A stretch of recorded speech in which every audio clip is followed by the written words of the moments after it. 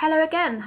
Now we're going to study how to create negations and questions in the present perfect.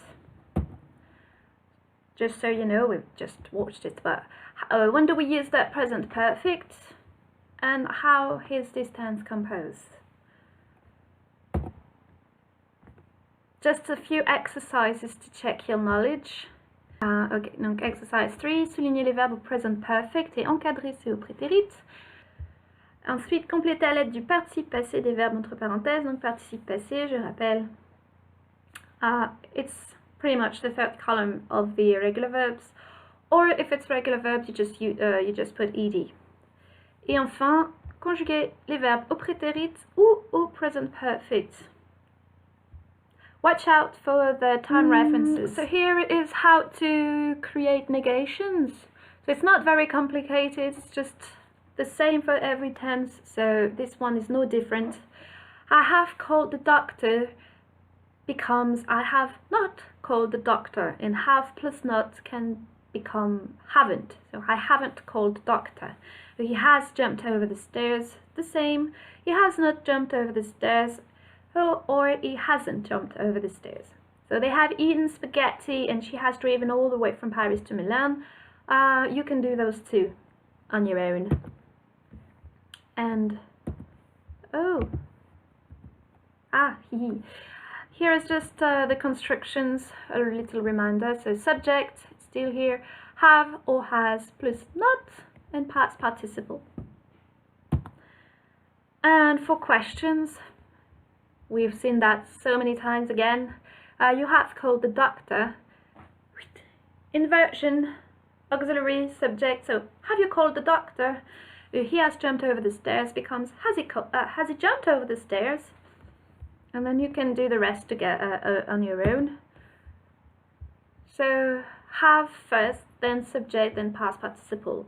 Do not forget the question mark. On arrive un peu à la partie la plus difficile, si j'ose dire, de l'utilisation du present perfect. C'est for and since. Parce que finalement, ça veut dire la même chose, mais ça ne s'utilise pas de la même manière. So what's the difference between the following two sentences?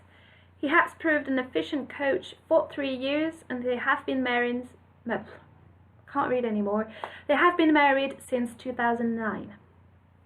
So what's the difference? Here we use for and here since. Ce qui est très important de regarder, c'est ce qu'il y aura après for and since. Qu'est-ce qu'on a après for? 3 years. Donc finalement, on a une durée, mais on n'a pas de date précise. Ici, c'est une durée depuis 3 ans. Et ici, they have been married since 2009. C'est toujours depuis. Par contre, ici, on n'a plus une durée, mais on a une date précise. C'est la seule différence qu'il y aura entre les deux. Okay, so he has proved an efficient coach for 3 years. They've been married since 2009. For plus une durée et since plus une date précise de début.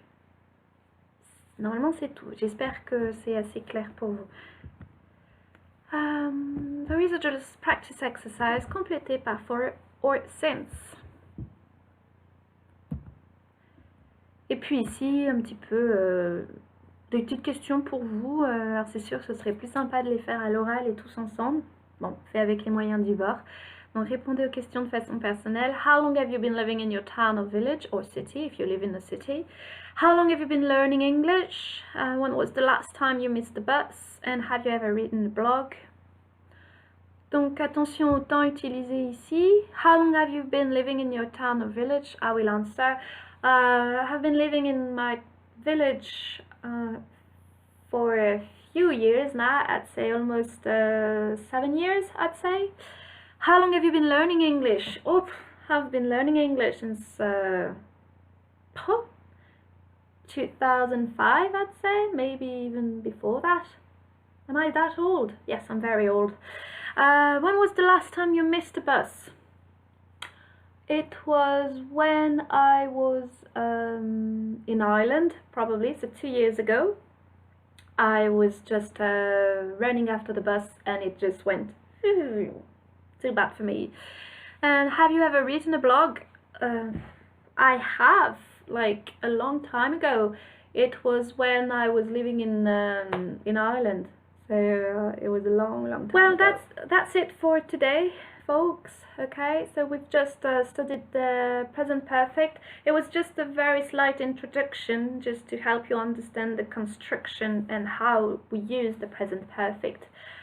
So if you have questions, come back to me. Use your mail, use Facebook. It should be quite easy to reach me. And hopefully I will see you very soon, so we can move on and go back to the real action. In the meantime, take care, and hopefully I'll see you soon. Bye bye, guys.